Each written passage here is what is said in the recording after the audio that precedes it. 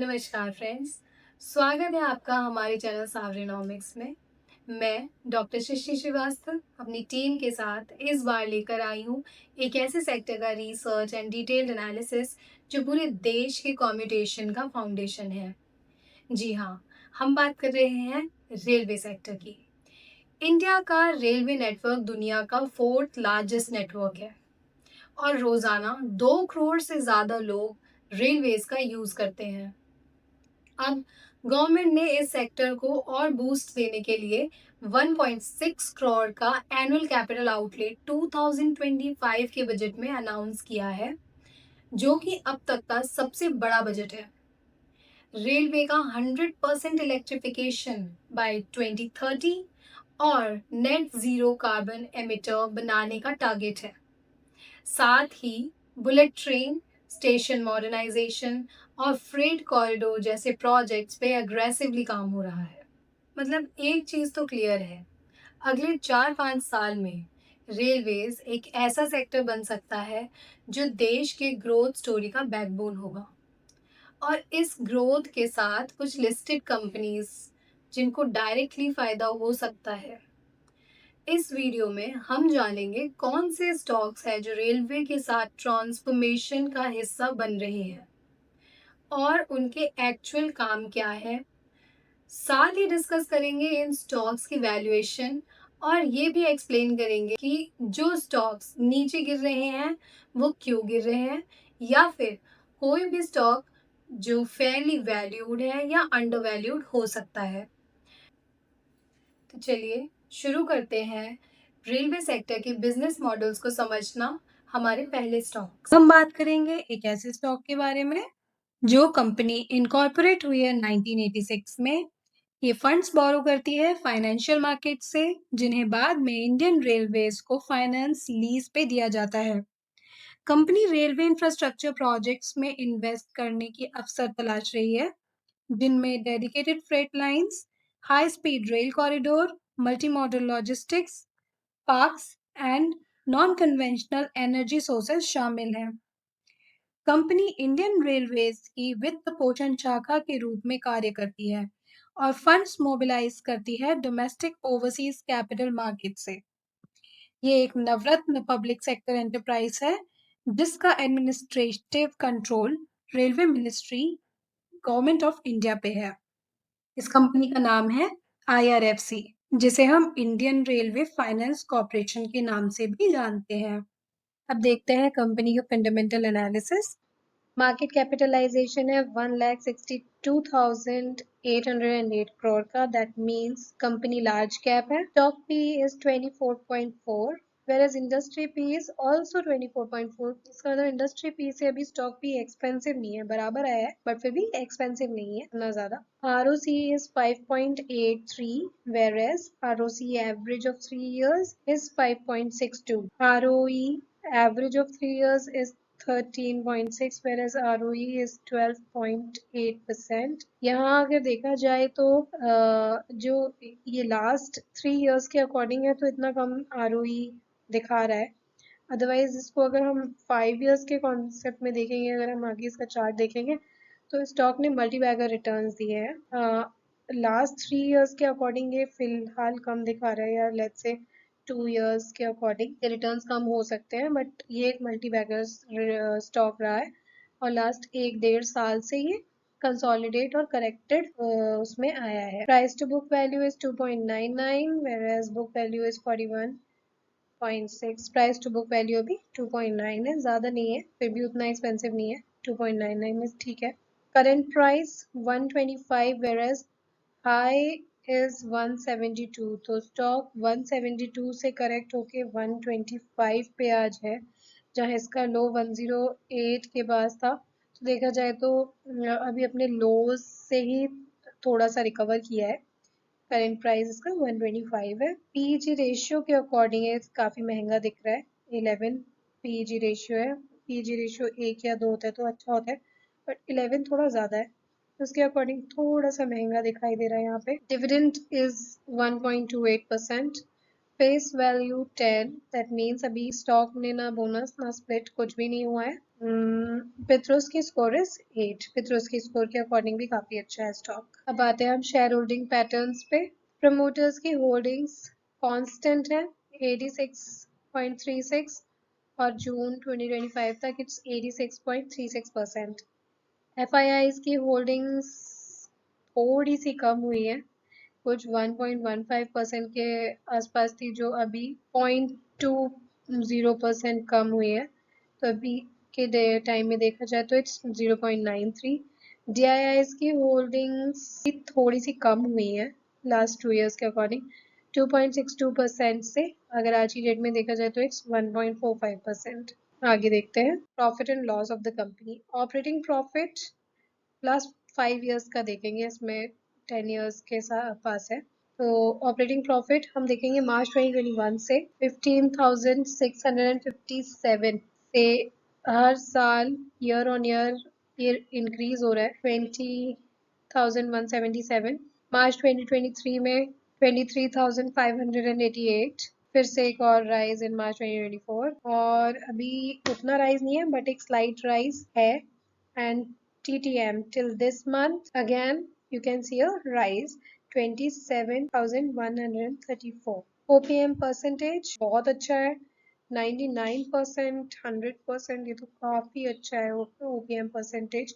तो देखा जाए तो कंपनी के फंडामेंटल्स काफी अच्छे हैं, ये कुछ भी एज सच बहुत ज्यादा नेगेटिव दिख नहीं रहा। अदर इनकम भी कम हुई है, ये भी बहुत अच्छा साइन है। अदर इनकम कम हुई है 23 में इट वॉज 41 और 41 से लेके आज 6 से और थोड़ी कम, अभी इस मंथ थोड़ी ज़्यादा दिख रही है बट नियर अराउंड 6, तो लगभग देखा जाए तो 41 से कम ही मिलेगी till this month 7। Other income का कम होना काफ़ी अच्छा साइन है। नेट प्रॉफिट है 4,416, ये भी राइज हुआ है year on year. As you can see here rise ही देखने को मिल रहा है। आप 404,416 से 6502 and till this month again rise you can see 6671। तो ये नेट प्रॉफिट भी इंक्रीज हो रहा है year on year.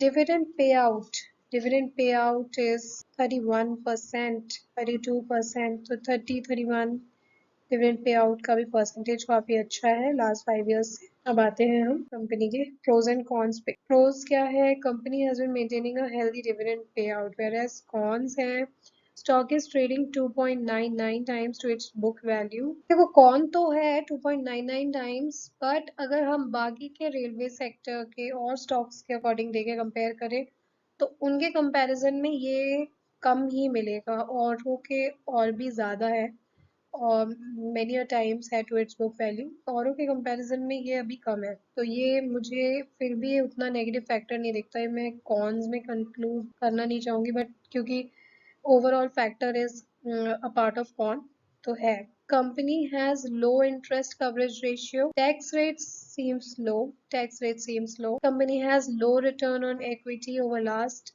3 years, 13.6%. Company might be capitalizing the interest cost and company has high debtor of 3827 days. तो ये एक नेगेटिव फैक्टर है, एक्चुअल नेगेटिव फैक्टर है जिसको हम काउंट करेंगे कि नेगेटिव है। Company has high debtors of 3827, debt है कंपनी पे और डेटर्स का डेज कितना हो रहा है 3827, ये काफी लंबी अवधि हो जाती है। तो ये थे आईआरएफसी के फंडामेंटल एनालिसिस। अब आते हैं हम टेक्निकल एनालिसिस एनालिसिस पे। जैसा आप यहाँ देख पा रहे हैं, ये ग्रीन लाइंस हैं, ये इसके रेजिस्टेंसेस हैं, वेर एज जो रेड लाइन है ये इसके सपोर्ट्स हैं। ओके, इसमें भी अगेन आई विल मेंशन कि बहुत प्यारे पैटर्न्स बना रहा है, इसमें कोई भी मल्टीपल सपोर्ट्स या मल्टीपल रेजिस्टेंसेस नहीं बन रहे हैं। एक डाउन ट्रेंड मतलब डाउन ट्रेंड, अप ट्रेंड मतलब up trend, simple way. Okay, तो जैसा आप यहाँ देख सकते हैं, जैसे ही इसने ये रेजिस्टेंस को ब्रेक किया, एक अच्छी अपसाइड मूवमेंट यहाँ इसने दी है स्टॉक ने। कहाँ तक की, ये इस लेवल तक की। ओके, 148 के लेवल्स तक की अपसाइड मूवमेंट देखने को मिल गई हमें। वेयर एज यहाँ आके इसने रेजिस्टेंस फेस किया, रेजिस्टेंस फेस करके again it has started a down trend, एक करेक्शन स्टार्ट किया है। थोड़ा जूम करके देखते हैं स्टॉक को, करंट सिचुएशन। तो इसने वन बाय वन अपने लेवल्स को ब्रेक करना स्टार्ट किया है। जैसा आप यहाँ देख पा रहे हैं, यहाँ ये जो रेजिस्टेंस है, ये इस रेजिस्टेंस को ब्रेक नहीं कर पाया था। उससे पहले इसने अपना ये सपोर्ट को ब्रेक किया, देन अगेन इस सपोर्ट को भी ब्रेक कर दिया और अब इस सपोर्ट को भी ब्रेक कर दिया।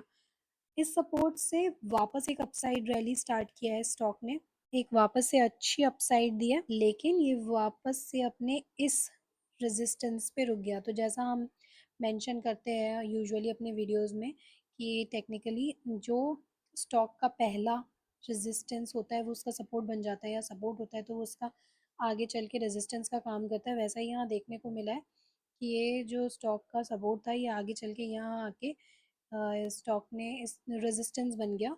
अभी रेजिस्टेंस फेस करने के बाद ये वापस अपने इस डाउन ट्रेंड में है, तो ये इस डाउन ट्रेंड का रेजिस्टेंस फेस कर रहा है अभी। जब तक ये इस, let's make it green, green है सारी रेजिस्टेंसेस, तो जब तक ये फर्स्ट रेजिस्टेंस यानी कि ये ग्रीन लाइन को ब्रेक नहीं करेगा तब तक इसमें कोई बाइंग नहीं है, कोई बाइंग सिग्नल, कोई बाइंग अपॉर्चुनिटी मिल ही नहीं पाएगी, विच मीन्स कि ये अपने डाउन ट्रेंड में ही रहेगा, विच मीन्स कि इसमें सेल ऑन रैली आता रहेगा, किसी भी रैली में सेलिंग प्रेशर देखने को मिलेगा। ओके, और जैसा आप यहाँ देख पा रहे हैं ये दो पैरेलल लाइंस बन रही हैं, ये इसका कंसोलिडेशन फेज दिखाता है। ये स्टॉक रेंज बाउंड हो जाता है कई बार जाके, तो ये इसका जो सपोर्ट है ये 107 है, 17 है सॉरी। तो अगर यहाँ से 130 का जो सपोर्ट रेजिस्टेंस फेस करके वापस लौट रहा है तो ये कहाँ तक आ सकता है? इसके पास दो ऑप्शंस हैं, या तो ये इस ग्रीन लाइन के पास रह जाए, या तो ये इस बॉक्स में रह जाएगा और तब ये ब्रेक डाउन या ब्रेकआउट देगा। दूसरा क्या ऑप्शन है इसके पास, ये वापस से गिर गिर के इस सपोर्ट तक आ जाएगा। ओके, इस सपोर्ट तक आने के बाद अगेन आई विल मेंशन, इस सपोर्ट को ब्रेक करने के बाद इसने कोई ब्रेक डाउन नहीं दिया और ये जो टर्मिनल ट्रायंगल बना रहा है उसका ब्रेकआउट देता है, यानी कि इस टर्मिनल ट्रायंगल से या तो ये पहले बाहर निकलेगा या फिर ये इस लाइन को ब्रेक करके एक ब्रेकआउट देगा, ब्रेकआउट देगा, ब्रेकआउट देगा तो ये डब्ल्यू पैटर्न बनाएगा, डब्ल्यू पैटर्न बनाएगा। देखिए कैसे बना लेगा ये डब्ल्यू पैटर्न, ऐसे। ऑलराइट, तो लगभग लगभग इसका अक्टूबर में आपको डब्ल्यू पैटर्न देखने को मिल सकता है। अगर ये बनाता है, अगर ये सपोर्ट लेके वापस एक अपसाइड देता है तो ये एक डब्ल्यू पैटर्न में आ जाएगा। और अगर ये डब्ल्यू पैटर्न क्या होता है? डब्ल्यू पैटर्न होता है ट्रेंड रिवर्सल, जहाँ हमें ट्रेंड रिवर्सल देखने को मिलता है, तो वहाँ क्या एक अच्छी ब्रेकआउट या ब्रेकडाउन देखने को मिल सकती है। पॉसिबिलिटी होती है कि ब्रेकआउट देखने को मिलेगा, बहुत कम चांसेस होते हैं कि यहाँ से स्टॉक दोबारा रेजिस्टेंस फेस करके लौटे, बट चांसेस तो होते हैं, तो वो यहाँ तक आने के बाद ही डिसाइड होगा। और बाई चांस अगर यहाँ से ब्रेकआउट देता है, ब्रेकआउट देता है, तो इसमें क्या नेक्स्ट अपसाइड बनती है? इसमें बिना किसी रेजिस्टेंस के सीधे अपसाइड बनती है 149 148 के लेवल्स की। ये कितनी प्यारी मूवमेंट दे सकता है अगर इसको ब्रेकआउट देगा तो, राइट। तो ये थे इसके लेवल्स, ये था इसका टेक्निकल एनालिसिस। अगर देखा जाए तो ये अपने लॉन्ग टर्म सपोर्ट्स के पास में ही ट्रेड कर रहा है, यहाँ से एक अपॉर्चुनिटी आपको किसी भी साइड में देखने को डेफिनेटली मिल सकती है। अब हम बात करेंगे एक ऐसे स्टॉक के बारे में जो कंपनी इनकॉर्पोरेट हुई है 2003 में by government of India. Company railway ministry द्वारा सौंपी गई वेरियस टाइप्स की रेल इंफ्रास्ट्रक्चर प्रोजेक्ट्स में इंगेज्ड है। कंपनी दोहरीकरण, gauge conversion, new lines, railway electrification, major bridges, workshops, production units and sharing freight revenue और रेलवे मिनिस्ट्री के साथ के लिए किए गए रियासत समझौते के अनुसार रेलवे के साथ माल ढुलाई राजस्व का बंटवारा शामिल है। कंपनी ने अभी तक new lines, doubling, railway electrification, metro के प्रोजेक्ट्स कंप्लीट किए हैं। इस कंपनी का नाम है आरवीएनएल, रेल विकास निगम लिमिटेड।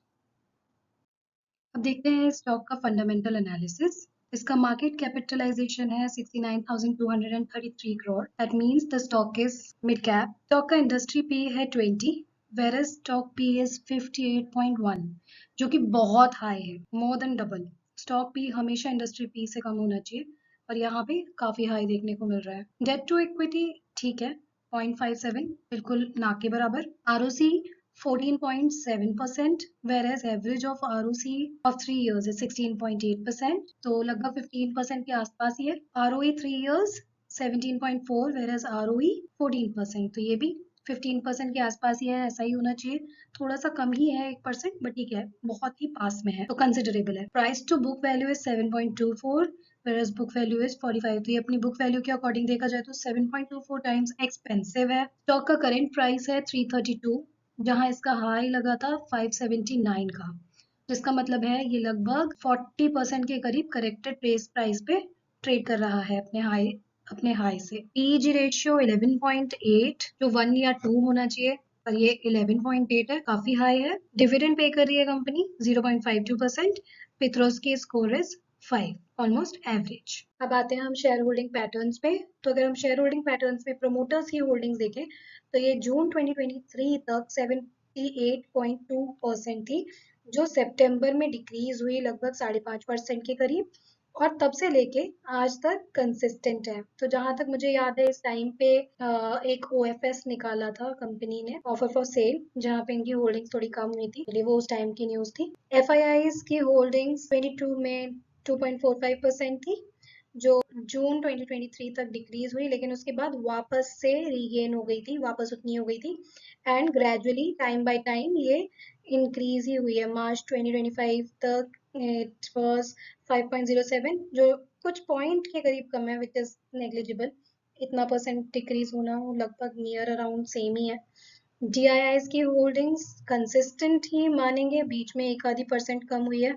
दिसंबर 2022 में इट वाज 6.45, और अगर आज की डेट में देखें तो इट्स 6.38%। तो इसको हम कंसिस्टेंट ही मानेंगे। बीच में थोड़ा पॉइंट्स में कम हुआ है, बाकी सेम ही है, 6.16, 6.21, लगभग सेम है। ओके, पब्लिक की होल्डिंग्स वेरी कर रही है, लेकिन वो भी इंक्रीज ही है अगर हम 2022 दिसंबर से देखेंगे तो।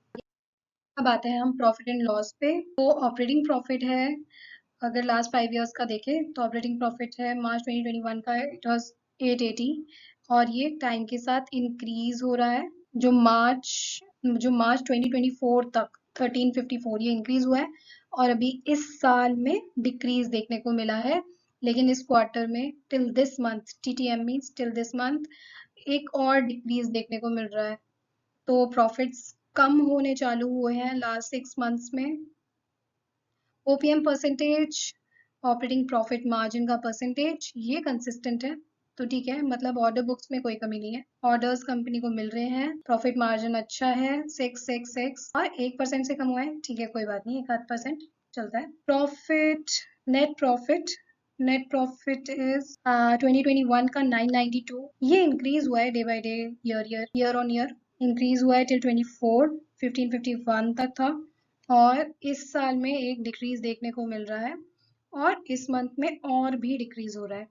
तो अगर नेट प्रॉफिट कम हो रहा है तो विचार करने का मुद्दा है। डिविडेंड अच्छा दे रही है कंपनी, लगभग 28% के करीब डिविडेंड दे रही है, तो ठीक है, एक और अच्छा फैक्टर है। देखते हैं कंपनी के प्रोज एंड कॉन्स। तो प्रोज क्या कहते हैं, company has been maintaining a healthy dividend pay out, company अच्छा डिविडेंड पे आउट कर रही है to retain their clients, to retain their investors. Companies median sales growth is 25.8% of last 10 years, median sales growth काफी अच्छी है company की। Cons क्या कहते हैं, stock is trading 7.24 times to its book value, 7.24 times है अपनी बुक वैल्यू से। The company has delivered poor sales growth, company का सेल्स ग्रोथ अच्छा डिलीवर नहीं हुआ है वो लास्ट पास्ट 5 इयर्स।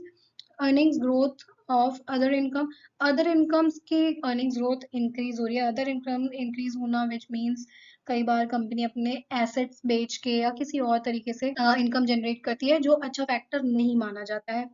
कम प्रमोटर्स की होल्डिंग्स डिक्रीज हुई है लास्ट 3 इयर्स में, जैसा हमने देखा शेयर होल्डिंग पैटर्न्स में 5.36% के करीब होल्डिंग्स भी डिक्रीज हुई है। प्रमोटर्स की होल्डिंग्स डिक्रीज होना ये दर्शाता है कि प्रमोटर यानी कि कंपनी के जो मेन मेंबर्स है, फाउंडर मेंबर्स है, उनको अभी अपनी प्रॉफिट पे, अपनी ग्रोथ पे उतना कॉन्फिडेंस न हो पाना। तो अब हम स्टार्ट करते हैं आरवीएनएल का टेक्निकल एनालिसिस। तो जैसा आप यहाँ देख पा रहे हैं, इसमें मल्टीपल रेजिस्टेंस और सपोर्ट्स नहीं बन रहे हैं, बहुत ही प्यारा पैटर्न फॉलो कर रहा है। इसमें 2 रेजिस्टेंसेज हैं, एक ये ग्रीन लाइन और एक ये ग्रीन लाइन, वेरएज इसमें 3 सपोर्ट्स बन रहे हैं, एक ये रेड लाइन, ये रेड लाइन और ये रेड लाइन। ओके, बहुत प्यारा पैटर्न है, इसमें कोई मल्टीपल सपोर्ट्स या वो नहीं है। तो सिंपल रखेंगे, ये इसका जो लॉन्ग टर्म सपोर्ट है, इसको अभी तक इसने लास्ट ईयर से ब्रेक नहीं किया है। 1 साल का सपोर्ट है इसका।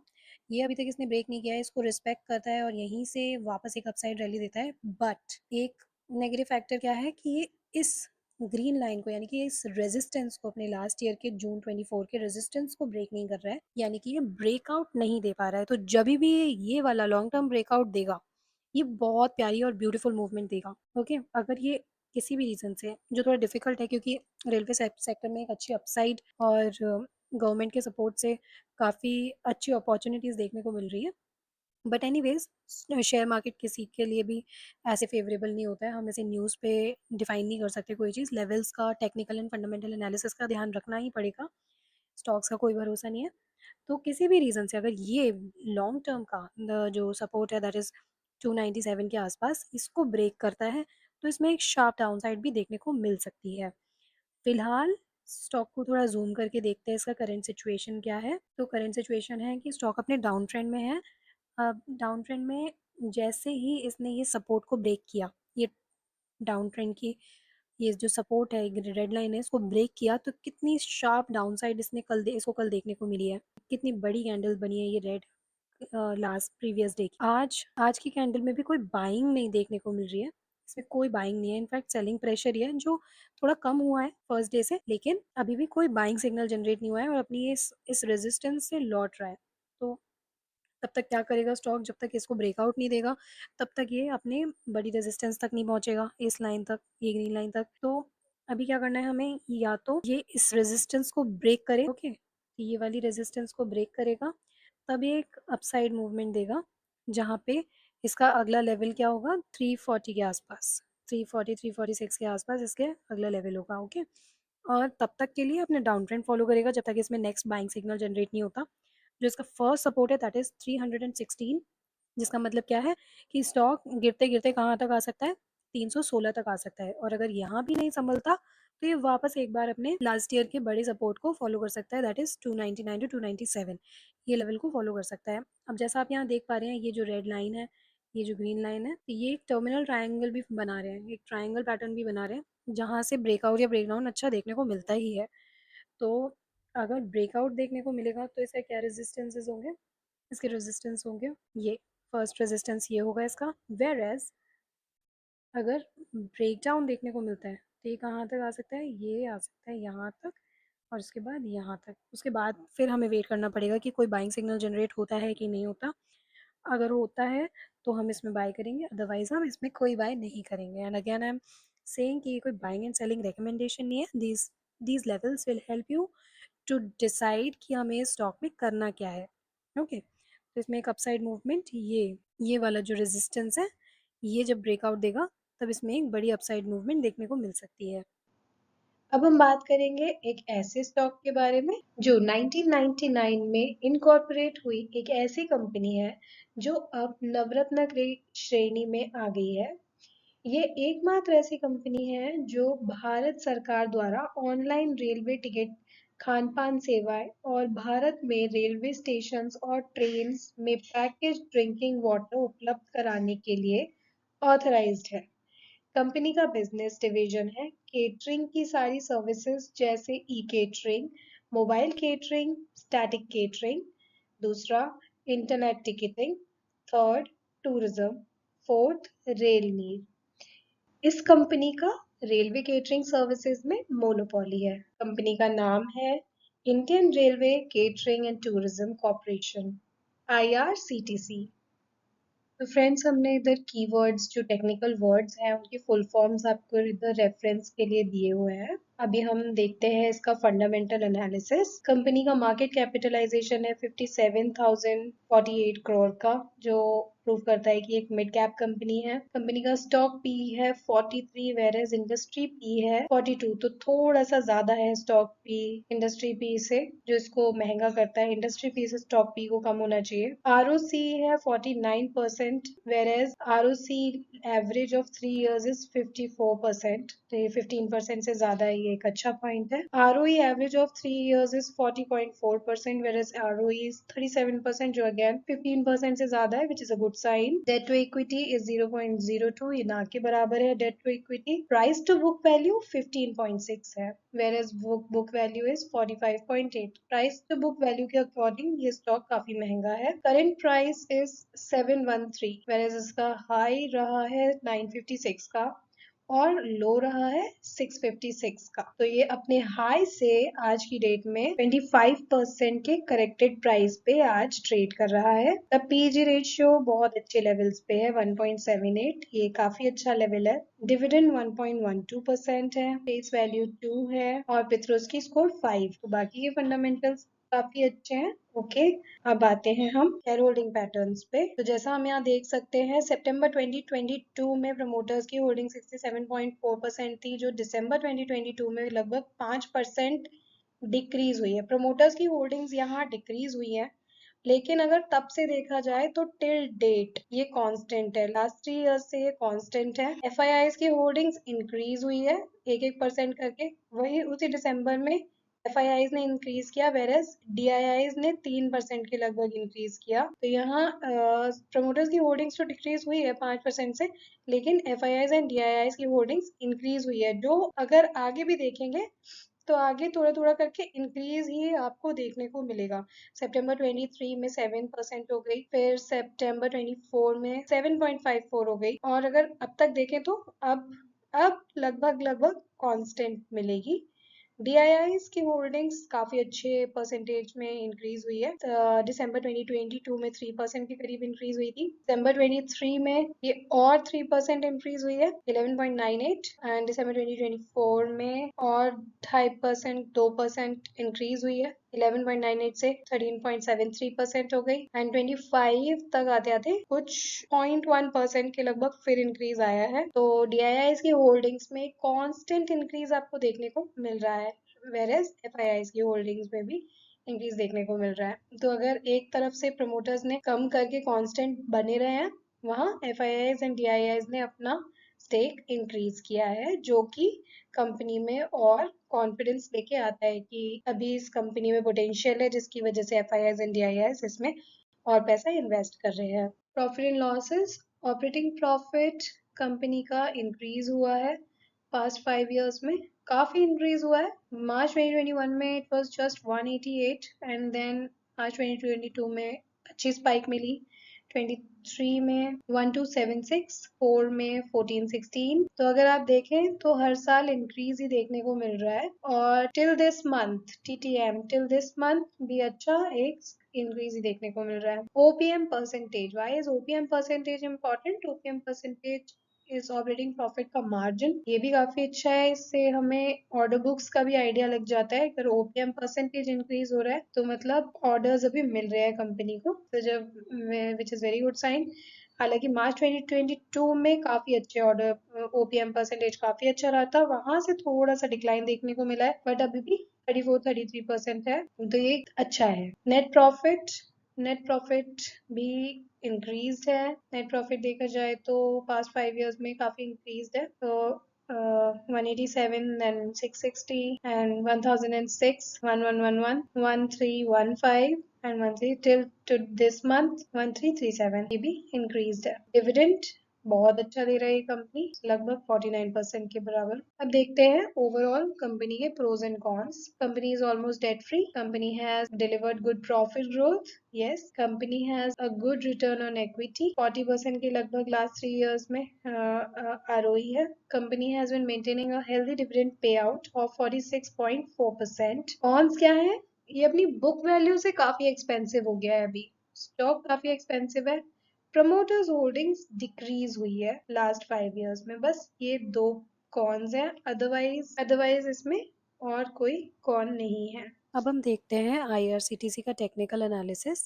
तो जैसा आप यहाँ देख पा रहे हैं, ये जितनी भी रेड लाइंस हैं ये इसका सपोर्ट है, वेरएज ये जो ग्रीन लाइन है ये स्टॉक का रेजिस्टेंस है। तो ये इसका जो लॉन्गर टर्म सपोर्ट है that is 557। Long term supports क्या होते हैं? They are very strong supports, इनको स्टॉक होल्ड करता है।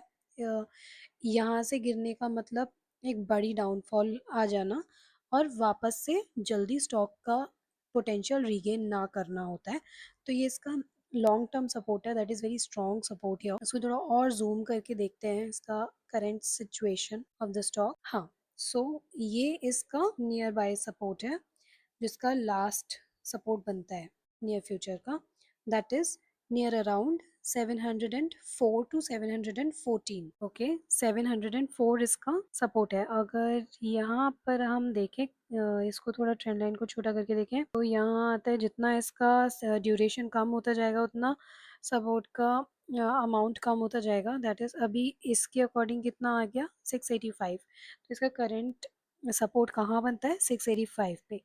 और थोड़ा ज़ूम करके देखें तो हम ये देख सकते हैं कि स्टॉक अभी अपने डाउन ट्रेंड में है, स्टॉक अभी अपने डाउन ट्रेंड में है। ये जो इसकी ग्रीन लाइन है, ये इसका रेजिस्टेंस है जो ये फॉलो कर रहा है, और यहीं से अपने रेजिस्टेंस से वापस लौटा है स्टॉक। तो वापस लौटने के बाद अभी भी इसमें कोई बाइंग सिग्नल जनरेट नहीं हुआ है, ये अभी डाउन ट्रेंड को कंटिन्यू कर सकता है। तो ये अभी अपने डाउन ट्रेंड को कंटिन्यू कर सकता है, क्योंकि इसमें अभी कोई भी बाइंग सिग्नल जनरेट नहीं हुआ है। ओके, तो अभी हम इसको और थोड़ा डीपली एनालाइज करते हैं कि अगर रेजिस्टेंस क्रॉस करेगा तो कितने लेवल्स इसके आते हैं, और रेजिस्टेंस क्रॉस नहीं करेगा तो कहाँ जाएगा stock. So let's check out. इसमें अभी तो इसमें एक डाउन ट्रेंड ही बन रहा है, तो डाउन ट्रेंड के अकॉर्डिंग इसका फर्स्ट रेजिस्टेंस, जो छोटा रेजिस्टेंस होगा, दैट इज़ ये इस ट्रेंड लाइन को ब्रीच करना चाहिए। ये जो रेड लाइन है इसको ग्रीन कर दो, क्योंकि हम रेजिस्टेंस की बात कर रहे हैं। तो ये जिस दिन इस ग्रीन लाइन को ब्रेक करेगा, तब इसमें वापस से एक पोटेंशियल रीगेन होने को देखने को मिलेगा, दैट इज़ एक छोटा सा ब्रेकआउट देखने को मिलेगा। उसके बाद ही इसमें कोई अपसाइड मूवमेंट देखने को मिलेगी। तब तक के लिए ये इस ट्रेंड लाइन को डाउनवर्ड्स फॉलो करता रहेगा, ये नीचे आता रहेगा जब तक इसमें कोई ब्रेकआउट देखने को नहीं मिलता। ब्रेकआउट एज एन ये वाली जो लाइन है, ये ब्रेक नहीं करेगी अपसाइड की तरफ। अपसाइड की तरफ ब्रेक करने के बाद अपसाइड की तरफ ब्रेक करने के बाद स्टॉक का फर्स्ट रेजिस्टेंस क्या होगा, फर्स्ट रेजिस्टेंस यानी कि लेवल क्या होगा, वो होगा से 720, दैट विल बी 720। तो पहले स्टॉक 720 का रेजिस्टेंस फेस करेगा, जो अपसाइड लेवल होगा, that will be 720, and once it crosses 720 and once it crosses 720, उसके बाद इसको सेकंड रेजिस्टेंस फेस करने को मिलेगा यहाँ 739 740 पे। तो ये एक रेजिस्टेंस, फिर इसका अगला रेजिस्टेंस 740 पे होगा। ओके, उसके बाद की मूवमेंट आएगी जब 740 ब्रेक करेगा, उसके बाद इसमें एक प्रॉपर अपसाइड, एक बड़ी मूवमेंट देखने को मिल सकती है स्टॉक में। दैट विल बी 740 से direct it can jump to 800, क्योंकि उससे पहले इसका कोई रेजिस्टेंस नहीं दिख रहा है। 800 से पहले इसका कोई रेजिस्टेंस नहीं दिख रहा है, राइट। तो इसमें हम कह सकते हैं कि हमें ये ग्रीन लाइंस जो इसके रेजिस्टेंसेस हैं, वो जैसे जैसे पार करता जाएगा, वैसे वैसे इसमें एक अपसाइड मूवमेंट डायरेक्ट 800 की मिल जाएगी। ऑलराइट, एंड तब तक के लिए हमें वेट करना पड़ेगा, क्योंकि अभी भी करंट सिनेरियो में कोई बाइंग कैंडल नहीं है, कोई बाइंग सिग्नल नहीं है, एक डाउन ट्रेंड फॉलो कर रहा है। डाउन ट्रेंड में भी अभी इसने कोई रुकावट नहीं देखी है। तब तक के लिए हमें इसके सपोर्ट्स तक आने का या कोई बाइंग सिग्नल जनरेट करने का वेट करना पड़ेगा। ऑलराइट, अब हम बात करेंगे एक ऐसे स्टॉक के बारे में जो कंपनी एंगेज्ड है रेल के कंटेनर्स के इनलैंड ट्रांसपोर्टेशन का बिजनेस प्रोवाइड कराने में। ये कंपनी कवर करती है management of ports, air cargo complexes and establishes cold chains. Company service provide करती है जैसे कैरियर, टर्मिनल ऑपरेटर जैसे warehousing, container parking, repair facilities etcetera. Container freight station operations CFS, जो कि लॉजिस्टिक चेन की service में transit warehousing for import and export cargo, bonded warehousing की service provide करता है, and most important wagons, containers and equipments की सेवाएं प्रदान करती है। इस कंपनी का नाम है कॉनकॉर, जिसे हम container corporation of India limited के नाम से भी जानते हैं। आते हैं अब कंपनी के फंडामेंटल एनालिसिस पे। तो कंपनी का मार्केट कैपिटलाइजेशन है 41,619 crore, which means the company is mid cap. Company का इंडस्ट्री पी है 30.9, वेयर स्टॉक पी है 31.5, विच मीन्स कि इंडस्ट्री पी से स्टॉक पी थोड़ा आगे बढ़ रहा है, बढ़ा हुआ दिख रहा है, तो स्टॉक की महंगाई पता चलती है इससे। ROC is 13.9%, whereas ROC average of 3 years is 13.8%. 15% से 2% कम ही आया है, तो इसको नेगेटिव फैक्टर मानेंगे। 15% तो कम से कम होना चाहिए। ROE 3 years का average is 10.8, whereas ROE is 10.8, same है, 15% से कम है, again a negative factor. Price to book value is 3.36 and book value is 163, तो 163 के अकॉर्डिंग ये अभी 3.36 टाइम्स ऊपर है स्टॉक, उसके बाद भी रिटर्न्स कम है, तो ये नेगेटिव फैक्टर ओवरऑल बनाता है। Current price is 546, whereas high was 774, तो अपने हाई से काफी करेक्ट हो चुका है स्टॉक। स्टॉक का पीजी रेशियो इज 4.28, थोड़ा ऊपर जा रहा है, 1 या 2 होना चाहिए, उससे थोड़ा सा ऊपर जा रहा है, चलो कोई बात नहीं, 1 या 2 नंबर और ऊपर, तो फिर भी 1% अपन कंसिडर कर सकते हैं इस फैक्टर को देखें। अगर सिर्फ अगर ओवरऑल फैक्टर्स को देखेंगे तो इसमें अभी नेगेटिव फैक्टर्स बढ़ रहे हैं, अभी काफी हैं। फेस वैल्यू 5 है, इसका मतलब स्टॉक हाफ में स्प्लिट हुआ है, 1:1 में। पित्रोस की स्कोर इज 7। पित्रोस की स्कोर के अकॉर्डिंग स्टॉक काफी ठीक है। अब आते हैं इसको और थोड़ा डिटेल में समझते हैं इसके शेयर होल्डिंग पैटर्न से। तो शेयर होल्डिंग पैटर्न्स क्या कह रहे हैं? शेयर होल्डिंग पैटर्न्स में प्रमोटर की होल्डिंग्स 54 है, अगर लास्ट 3 ईयर्स से देखें तो इट्स कांस्टेंट 54.8%। FIIs की होल्डिंग्स काफी राइज की है, ओके, वेरी कर रही है, अगर ओवरऑल देखेंगे तो कम हुई है।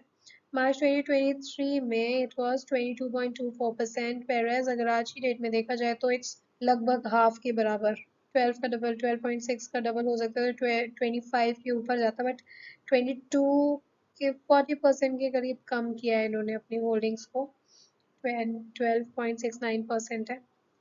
DIIs की होल्डिंग्स इंक्रीज हुई है, तो FIIs की जो डिक्रीज था उसको DIIs ने बैलेंस कर लिया है, इन्होंने अपने होल्डिंग्स बढ़ाए हैं 19.15% से they have increase to 25.95%। Government की होल्डिंग बहुत कम है, 0.12% से अभी और भी थोड़ी सी डिक्रीज हुई है, तो इट्स 0.08%। रिटेलर की होल्डिंग्स इंक्रीज की है 3.7% से डबल हो गई 6.47, ऑलमोस्ट डबल कहेंगे, एग्जैक्टली डबल तो नहीं है बट यस ऑलमोस्ट डबल है। तो हमें मेन क्या है? प्रमोटर्स, FIIs एंड DIIs की होल्डिंग्स जो यहाँ मेजर स्टेक दिखा रही है, यहाँ पे FIIs की होल्डिंग्स को DIIs ने बैलेंस किया करता हुआ देख रहे हैं। Next we can come to profit and loss. Operating profit हम लास्ट 5 ईयर्स के देखेंगे, तो हम देखेंगे मार्च 2021 से 2025 के, ओके। तो ऑपरेटिंग प्रॉफिट्स इंक्रीज हुए हैं, प्रॉफिट्स इंक्रीज हुए हैं इनके। अगर लास्ट 5 ईयर्स के देखेंगे तो you can see it's very much visible कि हमें हर साल ईयर ऑन ईयर ग्रोथ देखने को मिल रही है। तो टिल दिस मंथ इट्स 1920, 1047 से आज की डेट में 1920 है। ऑपरेटिंग प्रॉफिट मार्जिन्स बढ़ते हुए दिखे हैं, 2021 में 16% था, और इस मंथ तक देखा जाए तो करेंट ईयर में देखा जाए तो 22% बढ़ता हुआ है, which is a good sign. Operating profit margins का परसेंटेज बढ़ना भी चाहिए as per the operating profits, okay. अगर हम यहाँ देखें तो अदर इनकम्स भी थोड़ी सी बढ़ी हुई दिख रही हैं, अदर इनकम्स का बढ़ना थोड़ा सा रिस्क दिखाता है इधर, क्योंकि इसमें कहाँ से इनकम जनरेट हो रही है वो क्लैरिफाई करना पड़ता है और डिटेल्स देखने पड़ते हैं, तो यहाँ थोड़ी सी बढ़त देखने को मिली है। Next let's come to net profit. Net profit is 501, और यहाँ पे भी अगर हम देखें तो ईयर ऑन ईयर ग्रोथ ही देखने को मिल रही है, 1248, 1292 and till this month it's 1300, तो नेट प्रॉफिट इंक्रीज हो रहा है which is a good sign. Company का dividend pay out is also healthy, which means company is trying to retain their investors and their capital. Overall, it's a good sign. Dividend तो at least मिल रहा है. आगे देखते हैं company के pros and cons. तो pros में क्या है, company is almost debt free, company is maintaining a healthy dividend pay out. Cons में क्या है, stock is still trading at 3.36 times to its book value. Expensive है अभी stock. The company has delivered poor sales growth over past 5 years. Past 5 years से sales growth poor देखने को मिला है. एंड कंपनी के रिटर्न ऑन इक्विटी 10% है, जो 15% से ज़्यादा या 15% मिनिमम होना चाहिए. अब देखते हैं हम कॉनकोर का टेक्निकल एनालिसिस। तो हमेशा की तरह जैसा आप यहाँ देख पा रहे हैं, ये जो ग्रीन लाइन है ये इसका रेजिस्टेंस है, वेरेज जितनी भी यहाँ रेड लाइंस हैं ये इसके सपोर्ट्स हैं। ऑलराइट, तो जैसा आप देख सकते हैं कितने प्यारे पैटर्न्स बन रहे हैं स्टॉक में। इसमें कोई भी मल्टीपल सपोर्ट या रेजिस्टेंसेस नहीं है। रेजिस्टेंस सिर्फ एक फेस कर रहा है, ये लॉन्ग टर्म रेजिस्टेंस है इसका लास्ट ईयर का, दैट इज़ 944 945 के लेवल्स पे जो इसने यहाँ टॉप बनाया था। वेरेज जो ये इसका सपोर्ट है ये आज अभी ये इसका जो शॉर्ट टर्म सपोर्ट है, इसको थोड़ा जूम करके देख लेते हैं। जो शॉर्ट टर्म सपोर्ट है ये इसका first support is at 520 and second support is at 513. Okay, और ये जो इसका बहुत बहुत लॉन्ग टर्म सपोर्ट है, बहुत बहुत लॉन्ग टर्म सपोर्ट क्यों कह रही हूँ मैं, क्योंकि ये आ रहा है सपोर्ट सीधे 2021 से, यानी कि सीधा सीधा 5 साल का सपोर्ट है। लॉन्ग टर्म सपोर्ट्स को ब्रेक करना थोड़ा डिफिकल्ट होता है, और जब ब्रेक करते हैं तो बहुत बैडली ब्रेक करते हैं, यानी कि क्रैश आने के चांसेस हो जाते हैं स्टॉक में। तो ये तो ब्रेक करना भी नहीं चाहिए। एनीवेज, फिलहाल बात करते हैं करंट सिचुएशन की। अभी सिचुएशन, अभी स्टॉक क्या कह रहा है। ओके, तो अभी करंट सिनेरियो है स्टॉक का, ये अपने इस कंसोलिडेशन फेज में है और अपने डाउन ट्रेंड में ही है। जब तक ये वाली ग्रीन लाइन अपने लास्ट 1 साल का जो डाउन ट्रेंड है इसको ब्रेक नहीं करेगा, ये ब्रेकआउट नहीं देगा। ओके, तब तक ये छोटी छोटी मूवमेंट्स देता रहेगा, बट वो एक ट्रैप का काम करेंगे या फिर आपका टाइम वेस्ट ही करेंगे। हमें एक प्रॉपर अपसाइड देखने के लिए इस लेवल का ब्रेक करने का वेट करना ही पड़ेगा।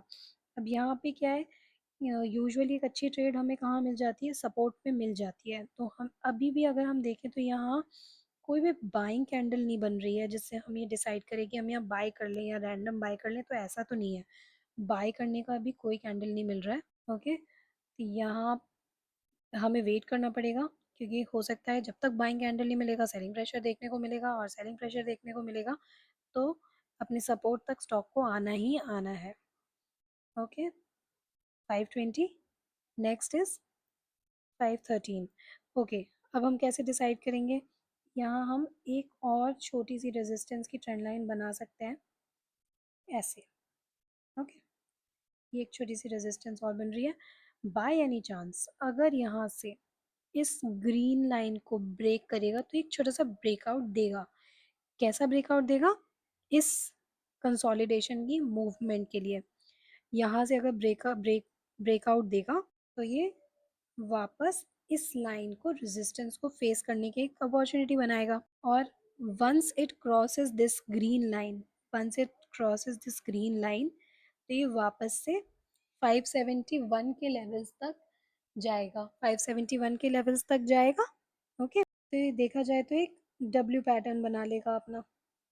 डब्ल्यू पैटर्न ब्रेकआउट या फिर ट्रेंड रिवर्सल का साइन है टेक्निकली देखा जाए तो अभी हमें इस स्टॉक में वेट करना है, या तो सपोर्ट पे पहुंचने का या फिर फर्स्ट रेजिस्टेंस को ब्रेकआउट देने का। और क्योंकि स्टॉक अपने लोज पे ट्रेड कर रहा है तो डेफिनेटली इसमें बाइंग अपॉर्चुनिटी अगर आप देखेंगे तो ये अपने डाउन साइड में है, इसमें ज़्यादा डाउन साइड नहीं है, तो रिटर्न्स की पॉसिबिलिटी अच्छी हो जाती है। बट एनीवेज, ये कोई बाइंग एंड सेलिंग रिकमेंडेशन नहीं है, ये सिर्फ लेवल्स का टेक्निकल एंड फंडामेंटल एनालिसिस है। तो इस पार्ट में हमने डिस्कस किया इंडियन रेलवेज के लार्ज और मिड कैप कंपनीज को, जो अपने स्ट्रॉन्ग बिजनेस मॉडल्स के साथ सेक्टर की बैकबोन बन रही हैं। लेकिन ये सिर्फ शुरुआत है। असली पोटेंशियल छुपा है रेलवे के स्मॉल कैप सेगमेंट में, जहां हाई रिस्क के साथ हाई रिवॉर्ड के चांसेस भी उतने ही बड़े हैं। यही वो जेम्स है जो अगली मल्टी बैगर कहानी लिख सकते हैं। नेक्स्ट चैप्टर में हम इन्हीं स्मॉल कैप कंपनीज की डिटेल्ड एनालिसिस करेंगे और वहां आपको मिलेगी वो हिडन अपॉर्चुनिटीज जो शायद आपके पोर्टफोलियो का गेम चेंजर भी बन सकती है।